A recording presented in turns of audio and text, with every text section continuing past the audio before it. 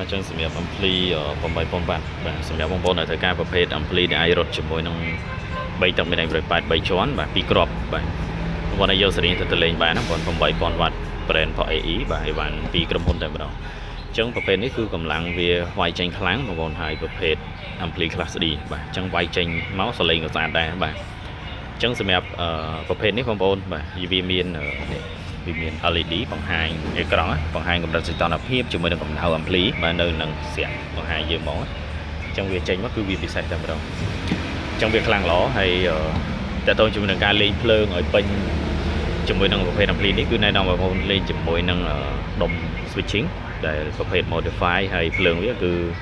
ចេញ14 V មិនដែលយើង modify រួចរាល់ហើយភ្លើងវាបាន14 V អញ្ចឹងវាវាយពេញកម្លាំងជាមួយនឹងអំភ្លីនេះបងប្អូនលេង12 V ឬក៏13 Vឬក៏12.86ហ្នឹងក៏លេងអត់ពេញដែរបាទហើយវាអត់ខ្លាំងទេបាទអញ្ចឹងវាវាយបានជាមួយនឹង3ទឹក183ជាន់2គ្រាប់បាទដាក់ភ្លើងឲ្យគ្រប់ឲ្យវាបងប្អូនកាលណាយើងដាក់ភ្លើងឲ្យគ្រប់ក៏វាយអត់បានពេញឲ្យបានស្អាតដែរណាបងប្អូនបាទហើយតម្លៃសមរម្យដែរទេបាទអញ្ចឹងមានតម្រូវការបងប្អូនតាក់ទងមកបានយើងមាន8000 វ៉ាត់6000 វ៉ាត់បាទ1000 វ៉ាត់គឺយើងវាយជាមួយនឹង3ទឹក2ជាន់182ជាន់ហើយ8000 វ៉ាត់នេះបងប្អូនលេងជាមួយនឹង3ទឹក183ជាន់បាទយើងវាយ2គ្រាប់បញ្ជាក់បងប្អូនបាទយើងដាក់ភ្លើងឲ្យខ្លាំងឲ្យវាឲ្យពេញវ៉ុលហើយពេលធំឲ្យវាទៅបាទវាយបានហើយអញ្ចឹងសម្រាប់